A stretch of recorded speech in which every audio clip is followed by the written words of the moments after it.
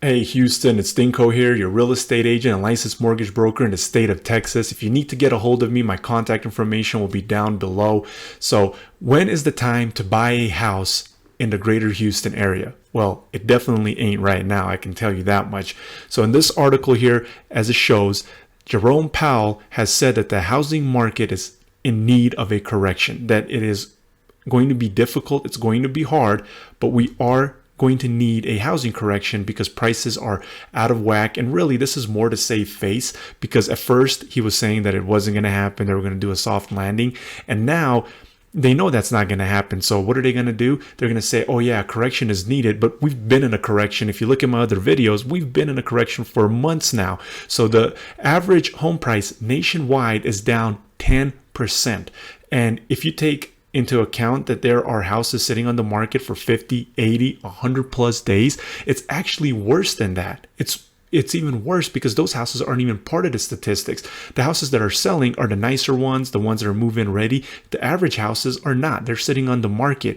So if you're a first-time home buyer, you definitely want to wait until at least February or March, because right now, it's an awful time to buy. It's definitely not. So if you wait, worst case scenario, you're in the same position you're in today. However, we already know, Jerome Powell, the most influential, most powerful man right now in the world, said that we are in need and we are going to experience a housing correction. So why would you buy right now, right? So wait until next year and get yourself a better deal.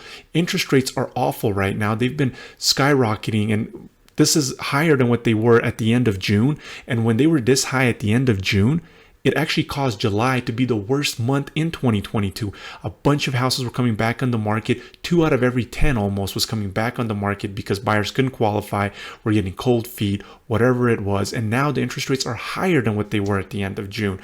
And if you have a house to sell, well, you'd probably be better off selling that house, renting for 9 months, and buying a house. And you're probably going to buy it for 50, 100,000, 150, depending on your price range. You're going to save a whole lot of money. So you should probably do it that way. Now, if you're wanting to do it simultaneously, like you just don't want to rent, you don't want to be without a house, then you're probably better off doing it right now because the market hasn't tanked entirely. So it's easier to do such a scenario where you're selling and buying at the same time, because that's going to be more difficult next year. But I say take the headache of renting, of whatever the headache's going to be, and save yourself an extra $50, $100, $150,000. Why not? I did it. Sold my house at the top of the market. Well, almost. My wife didn't quite listen to me right on time.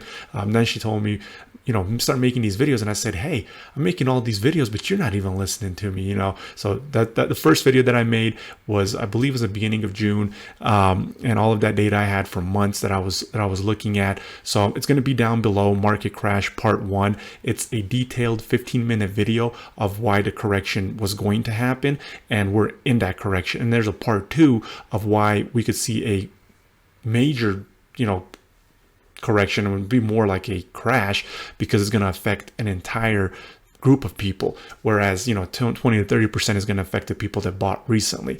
And I want to show this chart here real quick. So this right here are the let me see here real quick. So yeah, these are the existing houses. So this is nationwide. So right now in August of 2021, there was 5,990,000 existing homes sold. And right now in August, there was 4.8 million houses sold. So there was a decline of 20% when it comes to existing homes. And now that was even worse when it comes to new construction. And that's also covered in that video of why I was saying that new construction was going to hit the market at the worst time, and it hasn't happened yet because it's going to hit the market in the holidays and at the beginning of 2023. So the starts in January and February and March were higher than the starts in January, February, March of 2021. And February was like 22% that they started more new construction builds. And Houston is the leading metro area when it comes to new construction share of the market. So that means there's going to be an influx of houses hitting the market. And it was the leading metro when it was prior to the pandemic. So now you're going to have all of this influx of existing houses hitting the market at the beginning of the year. You're going to have an influx of new construction. So that's why I personally think waiting is definitely going to be a good thing for you. or selling right now and buying next year. Now, if we look at this chart here, this one over here shows that in July of 2021, there was 726 houses sold that were new builds. And in July of 2022, there was 511,000 new construction houses sold. So this was a decline of 30%.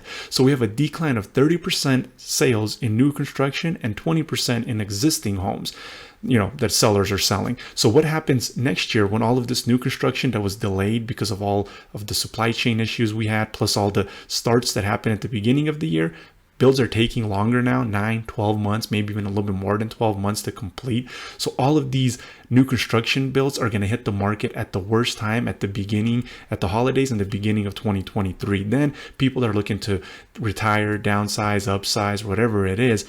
They're going to be putting their houses back on the market. School's going to be ending. So now the purchasing and selling season is back upon us, and that's going to influx the inventory further. So if you need to get a hold of me, if you have any questions about when you should buy, when you should sell, and this is going to also produce a big investment opportunity in 2023. So subscribe to the channel, hit that like button, leave a comment below of what you would like to know about what's going to happen in the market, any other questions that you have. Get a hold of me if you have any questions. Thanks for watching, and see you next time.